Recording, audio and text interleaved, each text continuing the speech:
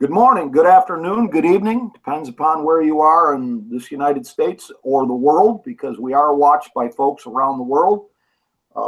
This is our Wednesday Humpday Hangout. I'm Captain Bill Gustin, the oldest guy in the group. 44 years in the fire service, beginning in the Chicago area, and 39 years with the Miami-Dade Fire Rescue Department in Florida.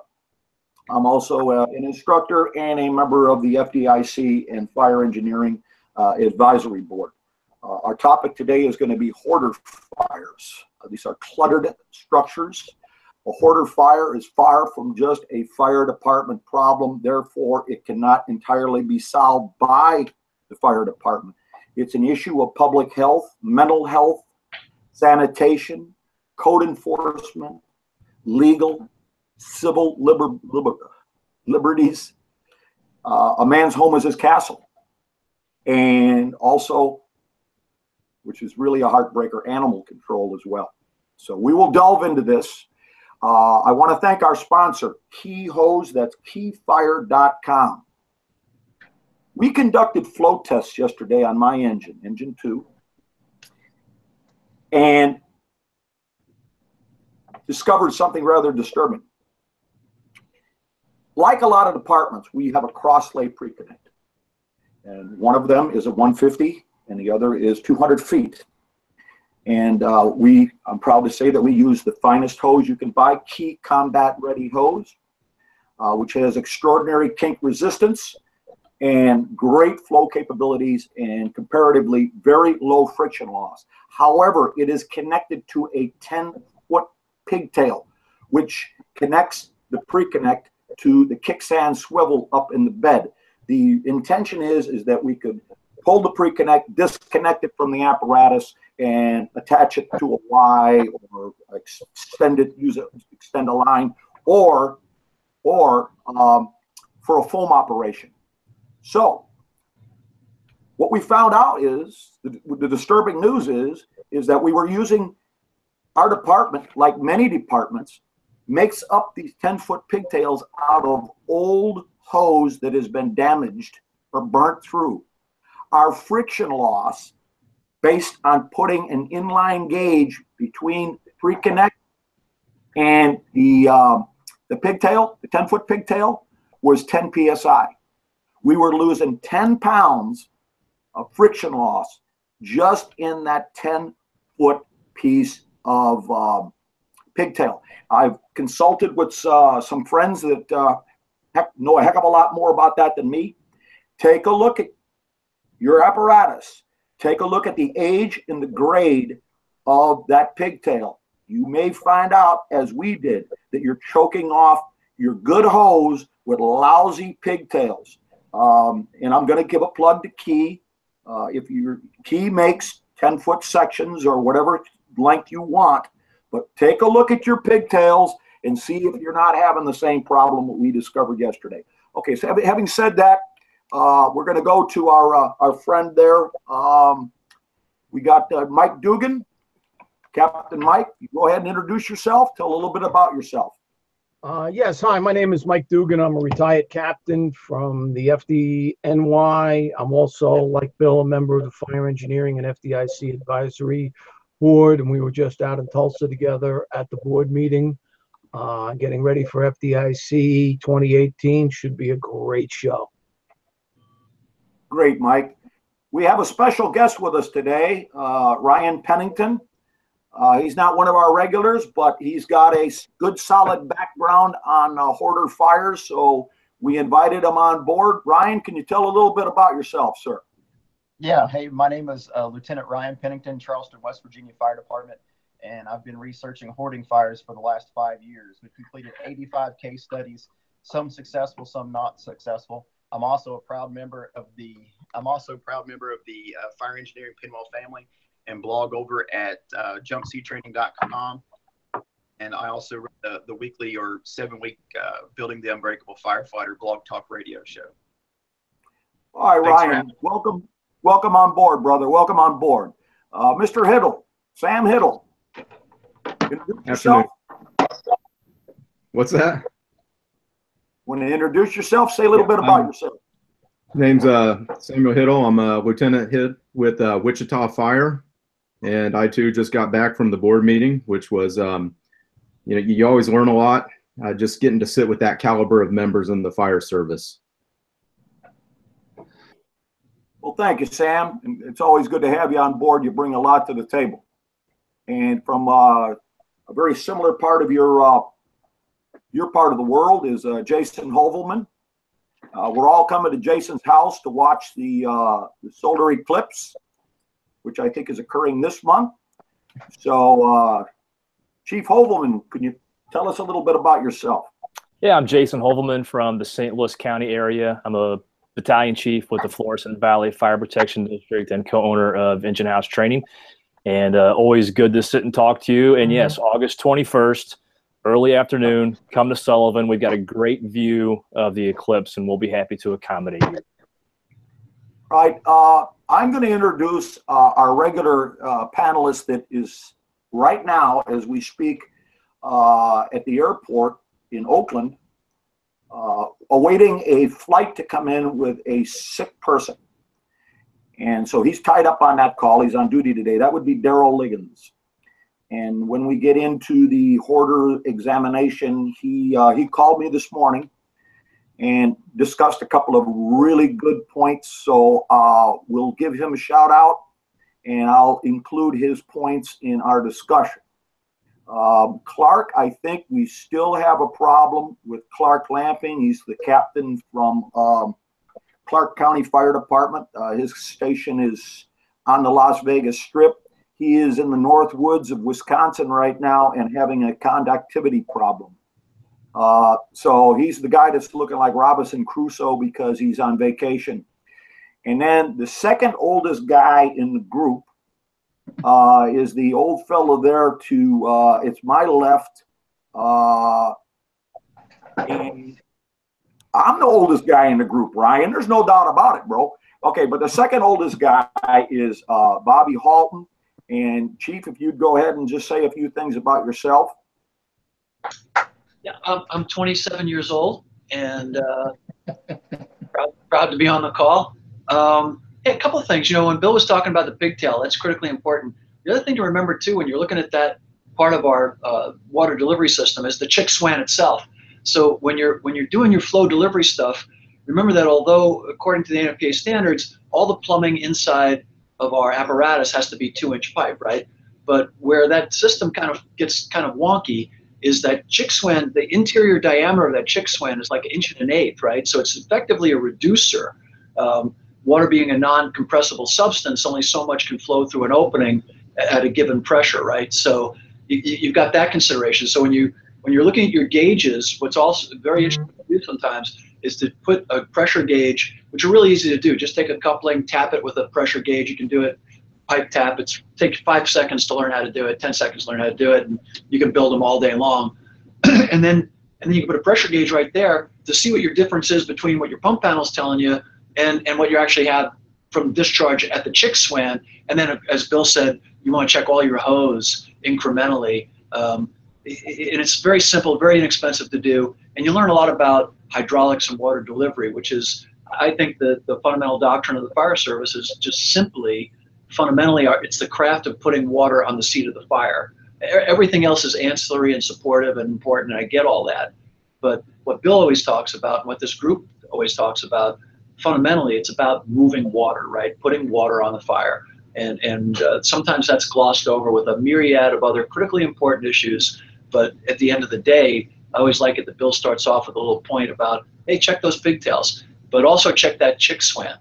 Some really neat stuff to talk about today. It was interesting. We had an interesting comment about these types of fires. And in New York City, where the Collier's mansion was Mike Champo raised, and I'll just bring it out, that they don't call them, they don't call it hoarding anymore. They call it clutter, and they call it, I think he said 1, 2, and 3 level clutter or something. Somebody could correct me if I misunderstood him, but I thought that was interesting. Clutter, hoarding, I guess to separate out the two, from it being a mental health disorder issue to just being a collection issue. So but for the purposes of this conversation, we're just going to say hoarding. So thank you for having me, Bill. And Bill is 11 days older than me, so he's 30, and we'll continue. That's 30 hard years, boss. That's 30 hard years. It's all that fire duty I've done through the years. 30 hard years.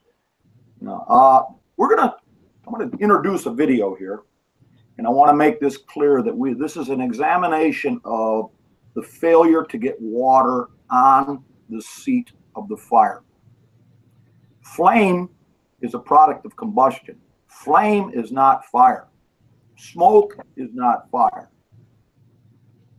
In order for us to put out a fire, we ultimately have to get through the flame, through the hot gases, and to get the water directly on the fuel that is vaporizing these gases that we see as flame. If the fire is remote from a window, and that window is the only opening that the fire can use as a source of oxygen, it will find its way to the window. You will think that the building is fully involved and that the fire is right at the window, but when you apply a stream, fire fails to go out. You can put water on that flame all day. You're not getting the water on the seat of the fire. No, who I think articulates this beautifully, brilliantly, is Adam St. John with Alcohol, Tobacco, and Firearms. He has a couple of training videos on this phenomenon where the fire finds itself a source of oxygen, and you think that's it might be the point of most intense burning, but it is not the seat of the fire. You'll never put the fire out until you get the water on the seat of the fire and stop the gas production. So what does this have to do with hoarder fires? It has to do with failure to get water on the seat of the fire. In this case, the ceiling collapsed. They couldn't impinge the water. There were other conditions. They eventually controlled this fire. Again, this is not an examination of tactics or a judgment in any way. It's strictly watch the water being applied to the flames and the fire doesn't go out. Why? Because in my humble estimation, the water is not on the fuel of the fire. Okay, let's go ahead and can we run the video?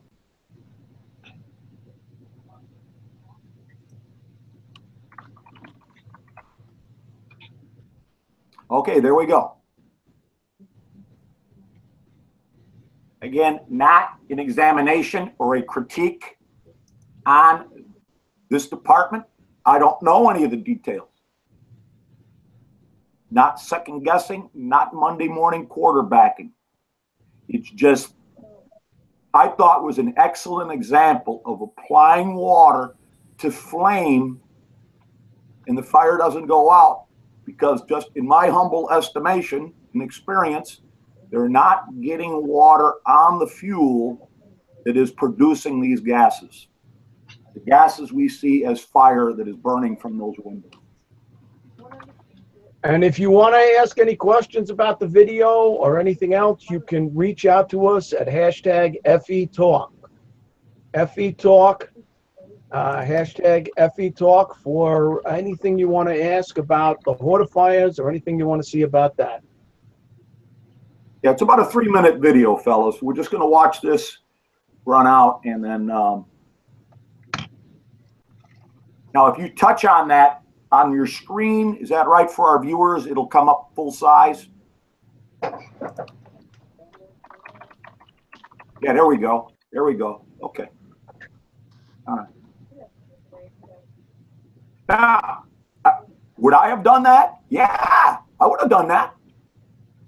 Yeah, I don't know what their staffing is right now, but hey, I mean, if you're looking at conditions for a transitional attack, I think that's fine. Yeah.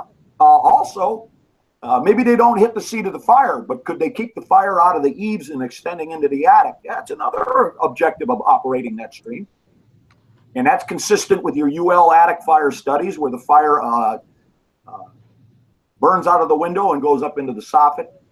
Again, we're strictly looking at it as a failure of getting water on the fuel that is vaporizing those fire gases. And I think the video, if you can go ahead and kill the video, Shannon, or just let it run out. Okay. At this time, what I'd like us to do is, Mike Dugan, if you could take us back in history and give us a little bit of history on the term mansion and the Collier brothers. Okay, this is a book I got when I was about 16 years old from my father, who worked for the American Tobacco Company. And they sponsored advertisement in True magazine, which was a men's magazine back at the time. But one of the stories in here is called Horror House. And this story is about the Collier brothers mansion in 1947 and about what happened to the two brothers, Homer and Langley Collier, and how everything that happened to them. And the term Collier's Mansion to New York City firemen means heavy content, a heavy content load. And again, this house on 5th Avenue at 128th Street in this brownstone, these two brothers perished in the brownstone. So we have used the term Collier's Mansion until recently, and because of being mental illness issues and everything else, as Bobby said, we are now using level 1, 2, and 3 clutter issues. But again, for today, we're talking about where the history came from. This was a fatal fire. A fatal collapse, and the other brother, who was an invalid, deceased in the residence after the brother was killed in one of his own traps. So there's just a lot to this in history. So it's a very interesting phenomenon in the fire service. We have it in fires. We also have had it where collapses, as Bill said earlier, building department and everything else, buildings have come down with all of the weight. And sometimes they're not being maintained properly, and then we get waterlogged paper or other goods in the things, and we have a problem. Mike, you bring up an excellent point, and it's this is one of the points that our brother Darrell Liggins, that's on that medical call right now, brought up, is that we attempt to hydraulically overhaul these piles of clothing and papers that absorb water, and we enhance that water absorption by the use of some type of surfactant like Class A foam or even just dish soap.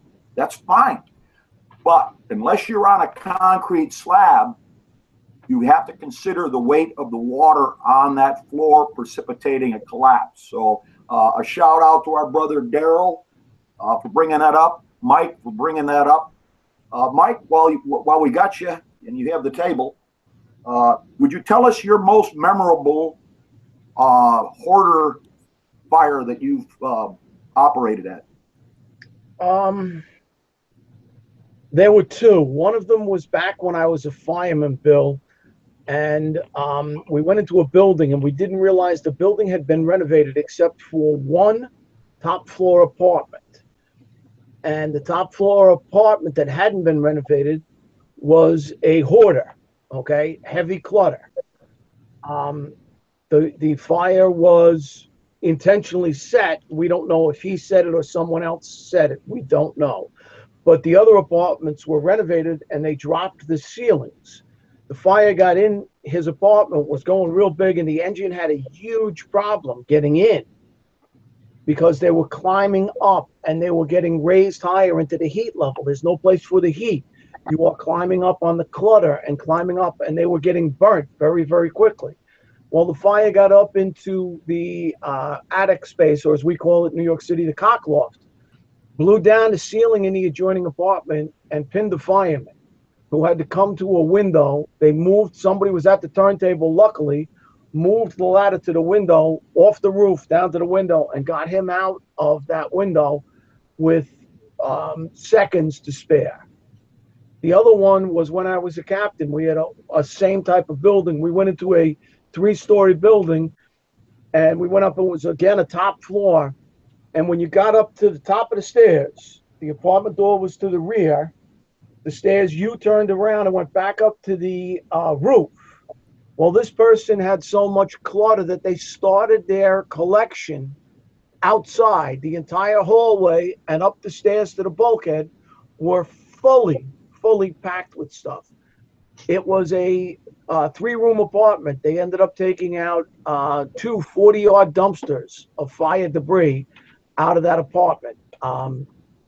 Just imagine. And again, we can't hit the seat of the fire from the apartment. We end up having to break into the adjoining apartment and breach walls to get water on the fire. Mike, as we said at the beginning, that a hoarder fire is far from just a fire department problem. Does the FDNY have a system in place with sanitation and public works for heavy equipment? In other words, you're not doing anybody any favors by taking all the crap that is burning and smoldering in a structure and put it out in the front yard. Certainly, you are not doing the neighbors any favors. Is there any provisions that the FDNY has set up in advance to deal with the hoarder fires? They do that now. They didn't used to. We used to just throw everything out into the yards, and we pile stuff up past the first floor window sometimes. So now they do. And the other thing that I have had one time in my career, Bill, but only once, was someone reported missing in a fully cluttered space. And it took the battalion and the companies were there for 26 hours to go through this space and finally find this woman's remains. She had died in there, and the collapse had killed her. And we had to dig through all this stuff. And the scary part is we were climbing over this, and she had some dolls or whatever else. Things were like speaking. And, guys are like, what? I think I got something here. I got something there. And then you hear it going, wah, wah, wah, like a doll or something was just buried under there. But it took about 36 hours to find this woman's remains. So, again, I have had a couple of fires where people have been trapped and burnt in their own clutter because they block up their electrical outlets and everything else. It's really, it's a very, very difficult thing. The worst one I ever saw, we were called to for a water leak, and the guy had the old cast iron and wood hand trucks and had them tied up on the ceiling of the apartment. And I'm looking at this from a firefighter standpoint. You couldn't wear an air pack in there. You had to take your jacket off to scoot down the aisles in there. And he was complaining of a water leak. And the stuff in the room that he was complaining about was about chest high. And I said, well, you got to clean this out so we can go in there and see what's leaking. And that was the last we heard of him. But it's very, very difficult with these people because of, like you said, the laws and their rights and everything else, and their mental illness issues. Well, Ryan, I'm going to ask you 2 things. One is, what does your department do? Actually, 3 things. You've done extensive research on hoarder fires. All right. So, what have you learned in your research that you can pass along to in terms of things like sanitation, mental health issues, legal issues, elderly issues, animal issues? Also, your most memorable hoarder fire. And if we could just, there was one third one. See, this is what happens when you get old. You forgot what the third point is going to be. But basically, what your research has told you, and your most memorable hoarder fire situation. First and foremost, my department started an identification system. So if we go out in a medical emergency, we can actually put it into our MDTs as a heavy content condition. That was not an easy task by no means, because Chief Brunacini says it so well that firemen only hate 2 things, the way it is and the way it could be. So it was a very hard sell to my fire department to start identifying heavy content conditions. It's paid off multiple times, knowing that you're going to a heavy content conditions, and they go ahead and call up for the second alarm. Number 2 is we started a really good process of getting adult protective services and child protective services resources together. So if we find an extreme case of clutter or of heavy content, it's got human fecal matter stored or animal fecal matter stored, We have a really good working relationship with APS and CPS. Now, the problem is, as soon as they clean that out, they're allowed right back inside their house. So we can't fix the dilapidation contents. We can only speak to the biohazards. So that's the two things my department's done, and it's worked out really well. We actually had a heavy content fire that I actually got a chance to go clean up after. And the guys did a really good job identifying it because the yard was cluttered. And about 99% of the time, if the yard's cluttered and the car's cluttered, you need to experience that. You need to expect the inside of the house is being cluttered. They learned real quick that 4% foam does nothing on heavy content. It needs to be at like 0.1% foam for saturation, not foam blanket. For the most memorable hoarding fire, I have to go with one of the case studies I just completed out of Gwinnett County, Georgia. The guy was so paranoid that he locked himself inside his home. So as the Gwinnett County firefighters got there, there was actually padlocks on the outside of the door, which they thought there's no way somebody can be inside this house because it's padlocked on the outside. Well, he had actually found another way around those padlocks. So it's padlocked on the outside and the inside. It ended up being an actual fatal heavy content fire. But the biggest takeaway from Gwinnett County, Georgia, was his bathtub was supported with cables. So he was taking a bath in a bathtub that was actually supported by cables going up to the roof joists. There was no floor joists underneath this bathtub. And it was really a memorable case study. And I hope to publish those findings real soon. Ryan, you bring up a point, and I want to say, and it's something that drives me nuts about a certain large department in the Southeast United States. That is, we'll get a warehouse full of bales of paper, scrap paper.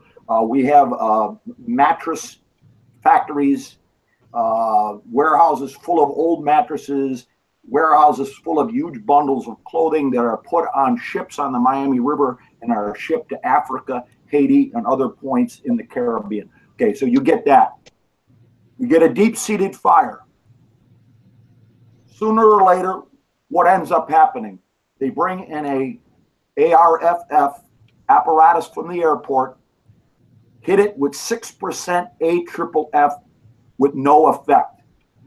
It drives me nuts.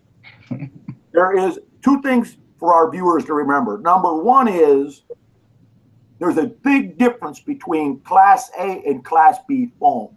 Class A foam is oleophilic.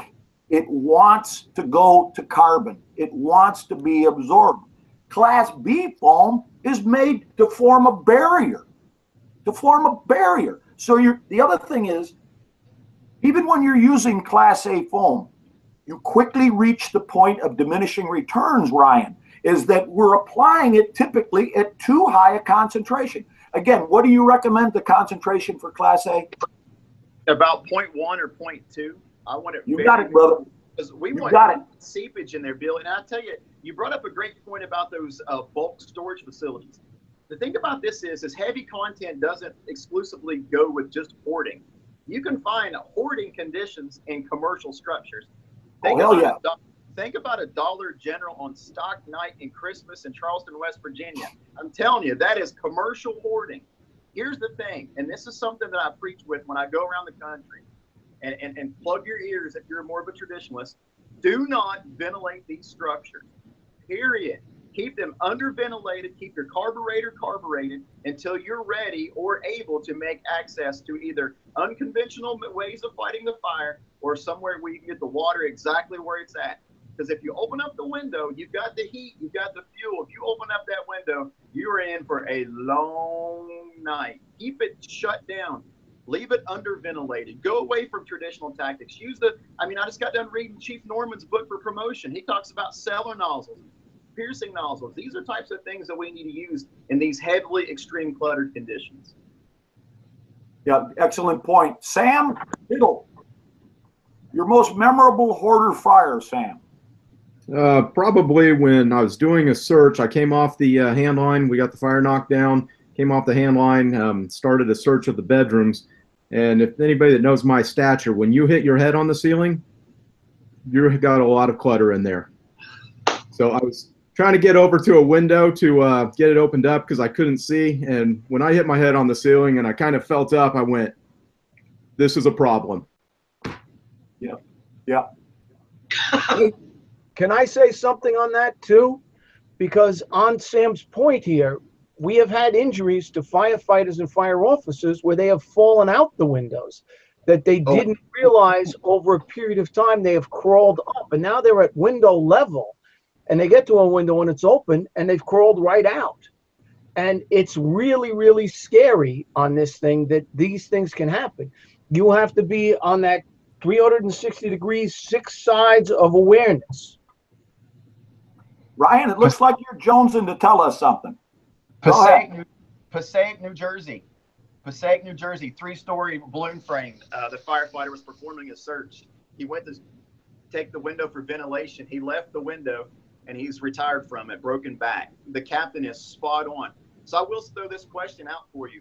Is if you're performing a search and there's not the pathway in between the clutter, there's a name for that type of room. It's called storage. If there's no pathway, there's no occupant. I'm going to put Ryan out there. If there's no pathway, that occupant's not going to crawl over that crap all day long. They've got a pathway. Use your thermal imaging camera and search within that pathway. If there's no pathway, you really need to start figuring out whether you need to be in that room or not. And Ryan votes no. Ryan, I've got to humbly disagree with you. There's no guarantee whether there's an occupant in there or not. We've found people that have actually sought shelter, just like people go to a bathtub, who will try to find shelter inside that clutter. And I think we already discussed how difficult it is to find some people inside that clutter. I don't think it took 36 hours because they were in the pathway. Fellas, something about that. About it is, a lot of times the last 2 rooms to become cluttered in the research is pointing to kitchens and bathrooms as well. So that's a great point. And the thing about searching in the clutter is even with the thermal imaging cameras, is the occupant is the same temperature as the clutter. So you really have to look for definition. So the room of refuge, I can absolutely agree with. Hey, if they're awake and are alerted to the clutter, I can absolutely see that happening. But it needs to be a risk versus reward assessment for you. Just like the Captain Dugan was saying, is if you keep crawling up 5 feet higher, think how much hotter you're going to be. And if it is it tenable or survivable in that space? All right, fellas, we're a little bit past our halfway mark. I want to thank our sponsor, Key. That's keyfire.com. We did another interesting flow test yesterday. I was inspired by some feedback that I got from a webcast that I did on standpipe operations. A brother in the Chicago area asked me about departments or jurisdictions that do not use pressure reducing valves, and as a consequence have static and residual pressures at their standpipe outlets that far exceed the NFPA 14 maximum pressure of 175 PSI. Well, can we cope with that? Yes, you can, because you're going to have to use an inline gauge. You're going to have the nozzle firefighter right next to the firefighter controlling the hand wheel, and you're going to barely crack the hand wheel. So that, let's say you've got 4 lengths of 2.5 inch off, and let's say your target pressure is 80 PSI. Okay, so you would barely crack it with the nozzle open. You'd read 80 PSI. Now, when you close it, the pressure in that hose is going to be whatever it is in the standpipe system, which it could be as much as 300 PSI. Now, what does that have to do with Key hose? Well, we did it yesterday. We pressurized our pump to 300 PSI, and then it took 2 guys, because we couldn't use a gate valve because we would have been past its pressure limitations. Hold open the discharge, so we're flowing the proper pressure to keep combat ready 2.5 inch hose. When the nozzle's open, we had 100 feet off, so it would be 62 PSI. But when you close the nozzle, it goes up to 300. How did the hose react? I honestly thought it was going to be very, very difficult to maneuver the hose because of the rigidity under that pressure. I can't speak for every brand of hose. I only tried it with Key Combat Ready, but I was really pleasantly surprised that at 300 PSI static pressure, which is what you may have on a building without PRVs. The key combat ready 2.5-inch hose. I didn't see that it was any more difficult than it was just at its normal operating pressure. So a good shout out for keyfire.com. Chief Hoevelmann, sir, your most memorable hoarder fire situation.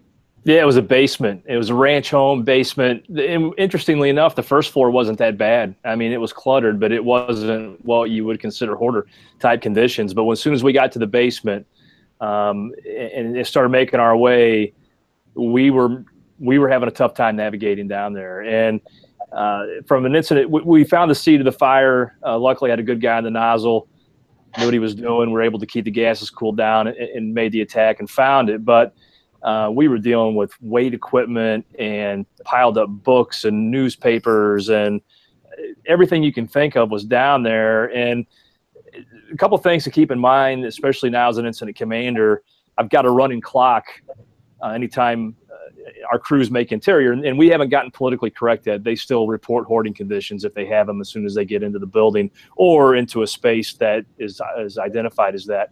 But as an incident commander, just something to keep in mind is that the amount of time that I allow for those companies to work without improving conditions, or how deep they get is reduced, just for the simple fact of the amount of effort they're going to have to put out. And I've got to keep in mind probably more frequent changeovers and recycling crews because of the amount of air they're going to use.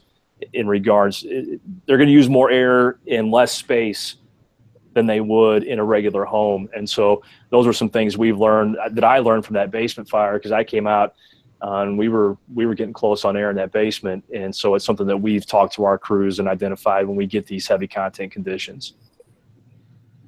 Jason, where we got ourselves into trouble is when you have a door that opens in and it's partially blocked by clutter. You can use your body weight, put your shoulder into the door and push the door open enough to slide in there. But when you run out of air and you try to go back through that same door, now you're using your arm strength to try to pull that door open, and you may not be strong enough to do it. So it's not, and as an incident commander, yes, you absolutely have to know the duration that your people are operating, but also how far they are from their means of escape and how long it is going to take them to get to their means of escape. Chief Halton, would you like to weigh in on this, sir? Yeah, I think it's a fascinating debate so far, and I think that as listening to Sam and Ryan share their thoughts, tactics are always going to be kind of dictated by the context that you find yourself in, right? So when we talk about clutter or hoarding or conditions, Jason just brought up a basement event, which is radically different than a first story fire event, radically different than a mansion which has multiple floors. I will point out that on Firefighter Nation, we do have a New York Times story up posted now of the actual Collier's fire event, and one of the pictures on there shows Mike Dugan climbing through the debris back then. When he had hair. When he had hair, yeah. So, but I think one of the things I think in the fire service that we always lose sight of is that no one tactic or one approach is going to work all the time, right? Young people in particular, are always looking for that silver bullet. Well, if I do this, then this should happen. I think that you got to always weigh the situation first, and then apply your tactics based upon the situation. And somebody was talking to me the other day about scientific tactics, and so I couldn't resist. I wrote an editorial about it, and one of my favorite quotes that I thought of to anchor the editorial was from a guy named Karl Popper, who was an incredibly brilliant scientist, great guy. And Karl Popper once said, "If you believe in the infallibility of science, well, that was just a mistake on your part." So, which I think is a brilliant line. And so the same thing with tactics, right? There's Pipperville, Bopperville, Kipperville, Copperville. There's Wednesday, there's Thursday, there's Friday. And so, always remember that it's about knowledge, it's about resource, and it's about talent. So if you think about those things, while you're deciding what to do in the fire ground, with support, you'll do well. Without support, you'll do well for a short amount of time. So great conversation. Had a Hoarder fire years ago, just to follow Bill's deal here. Had many years ago. But when I remember, I had many Hoarder fires. But one I remember was so it was kind of an interesting event happened was that once we got the fire out, we were searching for the victim. One of the things that was kind of disconcerting, and this is long before, this is back in the 80s, I was standing inside the guy's chest cavity and had no idea I was on top of the poor victim. But the fire had ravaged so violently through the structure that we, the victim location was just, the victim was just blended in with the other debris, right? And the other thing to think about too is that we tend to think that the people that do this are somehow defective or broken, and they're not at all. Everyone's reality is tainted by what's going on inside their, head, right? And it's valid for everybody. It may not match our reality, but it matches theirs. And the fact that they can't let go of stuff, although we call it a health menace and we call it a danger and all that other good stuff, and it is, it's what's helping them get along and get through life. And we got to be respectful of that, even when we, when we talk about these folks. So I understand the New York City thing about clutter in a personal way. I've got I'll just be honest, my son deals with it all the time because he's bipolar, so he struggles with that issue, right? Getting rid of things. And occasionally he'll go in and purge his environment, but it takes him a long time to do that, right? So I think we need to be real careful, how we deal with these people. Some of the world's most famous clutterers are some of the most brilliant people you can think of if you go back in time. They're absolutely freaking brilliant, but they were hoarders for whatever reason. So kind of interesting, wonky, tough issue, right? We deal with it when they're in real trouble, when their place is on fire and their hoarding or their clutter or whatever is impeding our ability to help them, survive the event or help them save their stuff. So great debate, and I appreciate the opportunity to opine. Like every other thing we deal with, it's wickedly complex, and there's no easy answers. But I think a lot of the stuff I heard, I really love. Multiple tools, multiple approaches, and sensitivity. Econ? Chief, it has to do also with cultural issues. I work in an area that has a very large immigrant population, primarily Central Americans. These people came from nothing. They are not accustomed to discarding anything that could be of any value 2 or 3 years from now. I guess some efficiency experts said, well, if you don't use something at least once a year, get rid of it, and like a tool or something like that. Well, these people do not. They don't get rid of anything. The other thing is, folks that grew up during the Depression, my parents were reluctant to throw anything away because at some point in their lives, they were putting cardboard from cardboard boxes in the inside of their shoes because they were that destitute. Again, very reluctant to throw away anything that could be of a perceived value later. Now I want to relate my hoarder experience. As I think most of you that know me know that I was blessed to have a father on the Chicago Fire Department that was a lieutenant, retired as a lieutenant, 33 years on the job, and he taught me a lot of this job before I ever entered the fire service. And one thing that he told me is, Bill, when you get these types of fires, do not wear your protective clothing back to the firehouse. In fact, just disrobe at the fire scene because you will have stowaways. And I just kind of like laughed it off. Yeah, okay, Dad, yeah. Until we got a fire in just mounds and mounds of newspaper and clothes. And as we started to dig, we uncovered a cockroach nest. Now, cockroaches in South Florida are about as big as a Oldsmobile Delta 88, if you can remember that. And I don't care how much you're around them. When they get up and they crawl around your neck and get up into your gear, it still gives you the willies. It just does. Some of our folks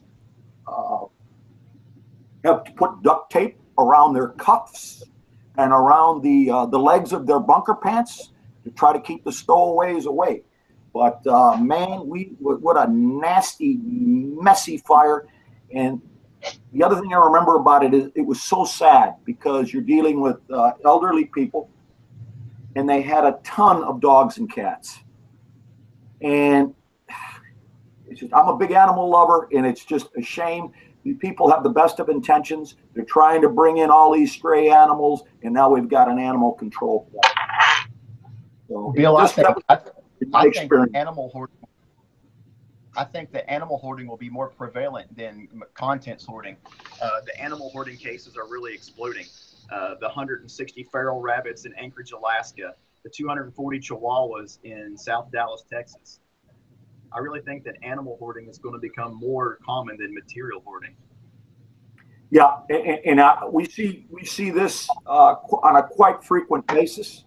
And God bless these people. You know, they're trying their best to take care of these stray animals, which the district that I work in is absolutely, totally cluttered. And it is a real sad situation. Does anybody else want to weigh in on any arrangements that they've made with public works, public health, mental health agencies, animal control agencies that have worked for them that perhaps we could pass on to our viewers to prepare themselves for the next Hoarder fire? Well, go ahead, Mike. Go ahead, Mike. I think we broached it earlier, but Child Protective Services, if there is a child involved, if it's a senior citizen, Adult Protective Services, because they're not taking care of themselves. I have had a fire like you have, Bill, in a place with the food was rotting on the counter, and the cockroaches, you know, we used to call it in Spanish Harlem, la cucaracha shake. You take your gear off, shake it all out. We had to wash the inside of the rig out because the bottom of our 3/4 boots was so sticky and everything, the smell on the inside of the rig, it was unbelievable. But you got to get somebody involved because Adult Protective Services, these people, there's food rotting in there. It's disgusting. The woman had a fire, and it was just, you got to get people involved. If it's a danger to the building, you got to get the building and the department and code enforcement involved. And if there are animals, you got to get animal welfare involved. And these are all resources, depending on where you fight fire, whether you're a volunteer, whether it's in a small rural community, you have to get people involved. And again, like Bobby said, we're not trying to take away these people's rights, but we're trying to protect them from having an issue and getting hurt or killed in this, and also protect the children, the, you know, if they're senior citizens, the adults, and protect the animals. Anybody else? Jason Hoevelmann, sir. Yeah, we've had real good luck with, we've got a Florissant City we run with all the time, and then St. Louis County. And both entities are really good about when our folks get on an EMS call or a service call, anything that's not a fire, they're excellent about getting their Department of Health out right away, which basically takes custody of the property while we're still on scene.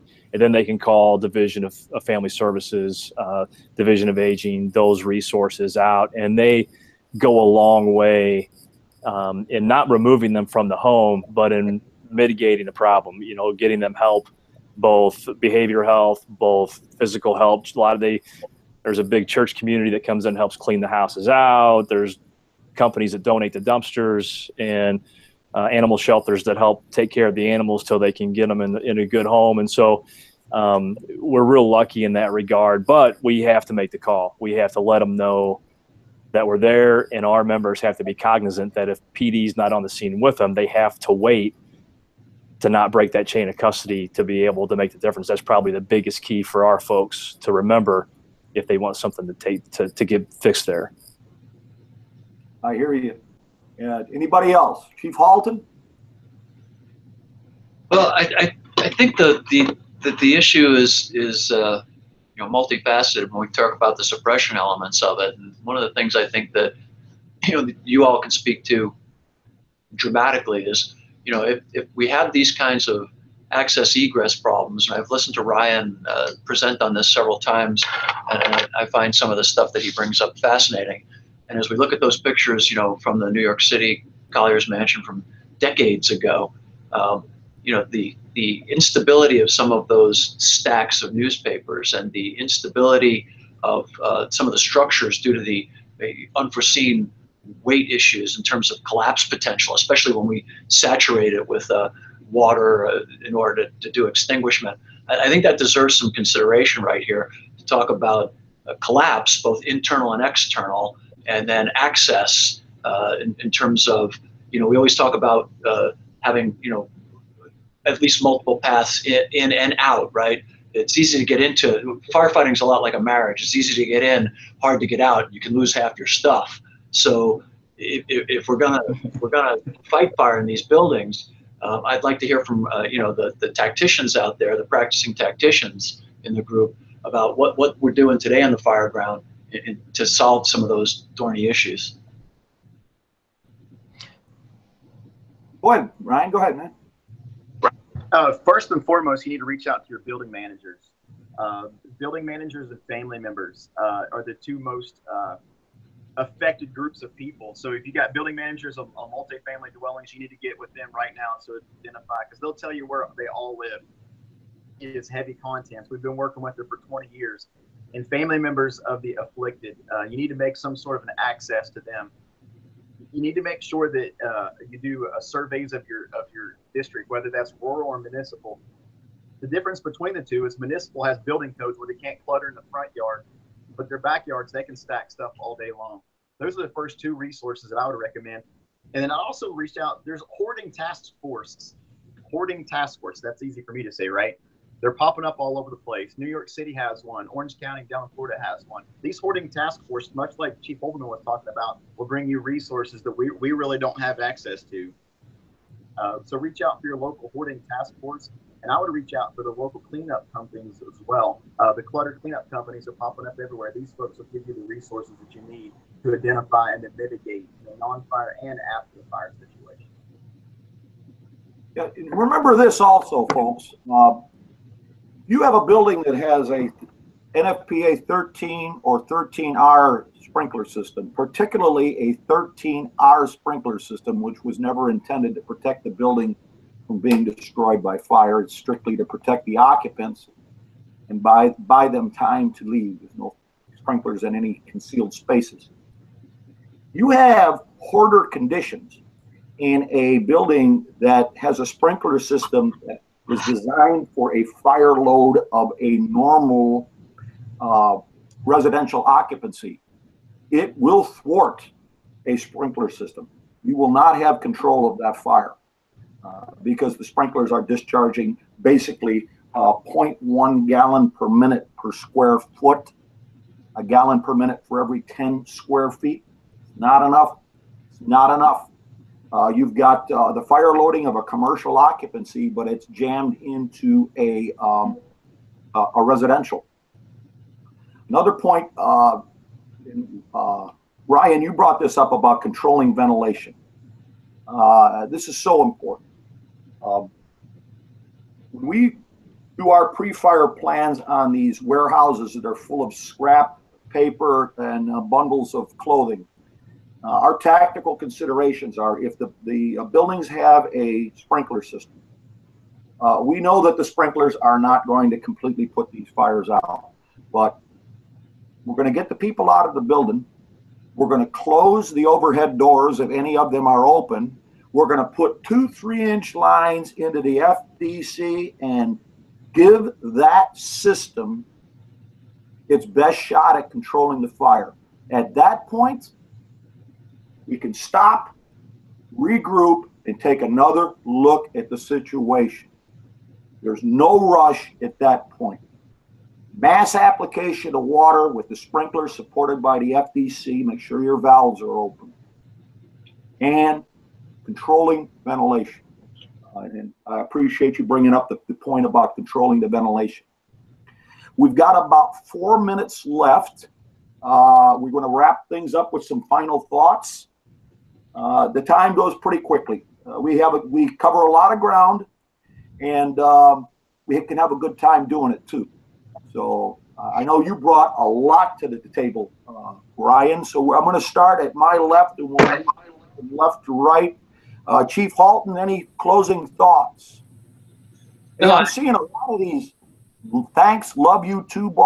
Let's don't get carried too much with the man love here. Let's stick on point, okay, fellas? I know that we all want to get together for a group hug and sing Kumbaya. I know, I get that, okay?